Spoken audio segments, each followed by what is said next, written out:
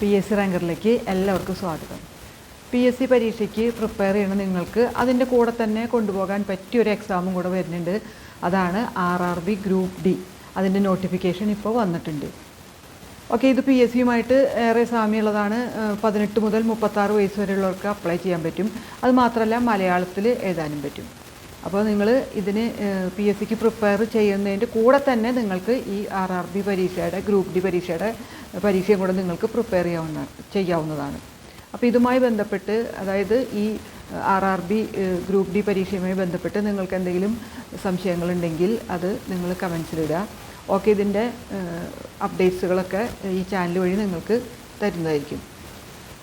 ഈ ചാനൽ നിങ്ങൾ ഇതുവരെ സബ്സ്ക്രൈബ് ചെയ്യാത്തവരാണെങ്കിൽ ദയവിത് സബ്സ്ക്രൈബ് ചെയ്യുക. ഓക്കെ, നമുക്കപ്പോൾ ഇതിൻ്റെ നോട്ടിഫിക്കേഷനിലേക്കും കാര്യങ്ങളിലേക്കൊക്കെ കിടക്കാം.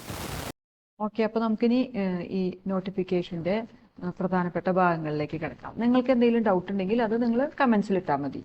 അപ്പോൾ നമുക്ക് ഇത് ഈ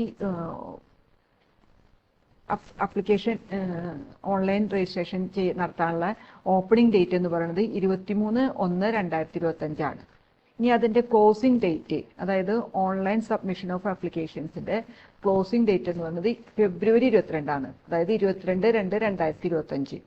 ഇതിൻ്റെ ഫീസ് അടയ്ക്കാനുള്ള ഡേറ്റ് എന്ന് പറയുന്നത് 23/2/2025 ടു 24/2/2025.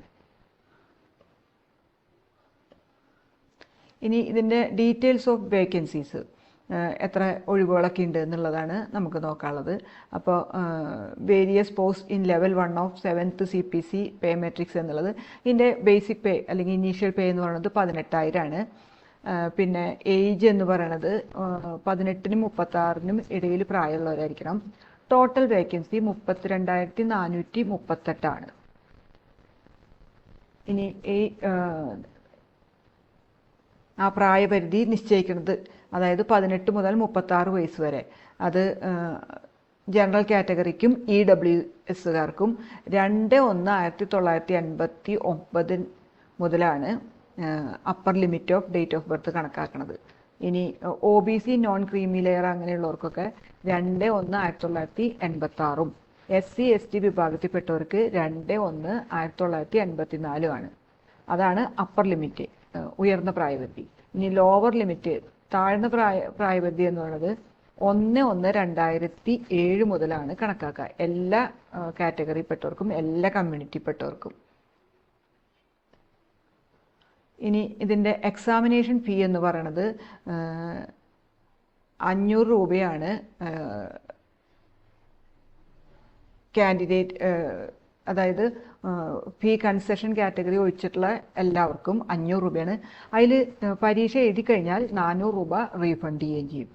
ബാക്കി ഉള്ള കാറ്റഗറിക്കാർക്ക് അവർക്കൊക്കെ, അതായത് PWBD, female, transgender, ex serviceman, പിന്നെ SC ST, minority communities, EBC economically backward class അങ്ങനെയൊക്കെയുള്ളവർക്ക് 250 രൂപയാണ്.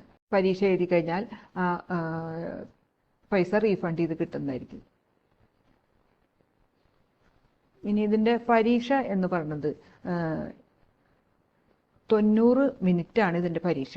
അതിലേതൊക്കെ വിഭാഗങ്ങൾ ഉണ്ടാവുമെന്ന് വെച്ച് കഴിഞ്ഞാൽ, ജനറൽ സയൻസിൽ നിന്ന് 25 ക്വസ്റ്റ്യൻസ്, ഓരോ ക്വസ്റ്റിനും ഓരോ മാർക്കാണ്. മാത്സിൽ നിന്ന് 25, പിന്നെ general intelligence and reasoning 30 questions ഉണ്ടാവും. പിന്നെ general awareness and current affairs 20 ചോദ്യങ്ങളാണ്. അങ്ങനെ എല്ലാം കൂടെ 100 ചോദ്യങ്ങളാണ് ഉള്ളത്, ഓരോ മാർക്ക് വീതം. അപ്പോൾ 100-ലായിരിക്കും ടോട്ടൽ മാർക്ക് ഉള്ളത്.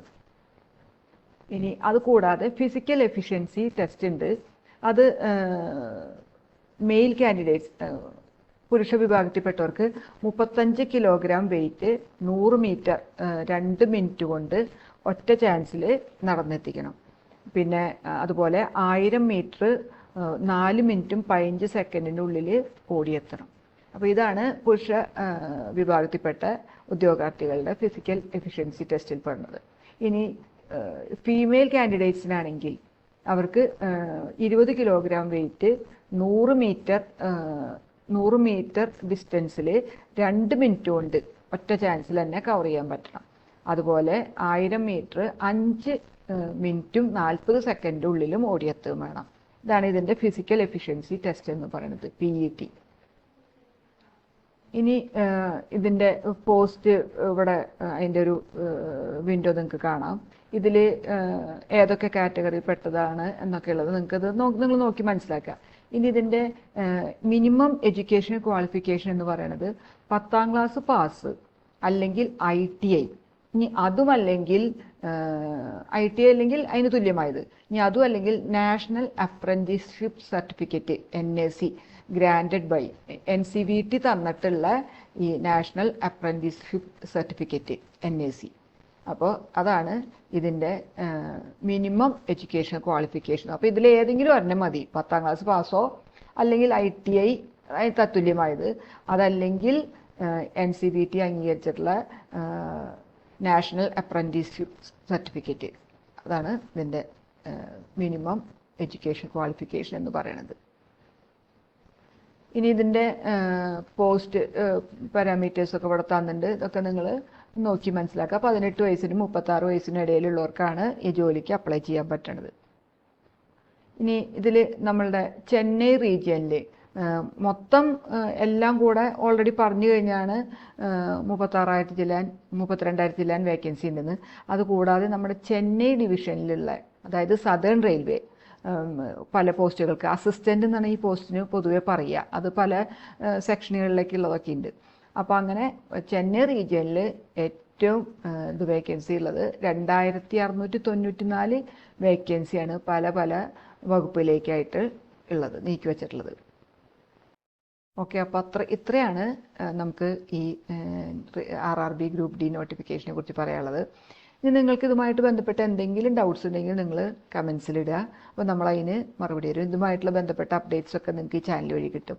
ഓക്കെ, ഈ ചാനൽ നിങ്ങൾ ഇതുവരെ സബ്സ്ക്രൈബ് ചെയ്യാത്തവരാണെങ്കിൽ ദയവ് ചെയ്ത് സബ്സ്ക്രൈബ് ചെയ്യും, ലൈക്ക് ചെയ്യും, ഷെയർ ചെയ്യും, കമൻറ്റ് ചെയ്യുകയൊക്കെ ചെയ്യാം. Okay, thank you.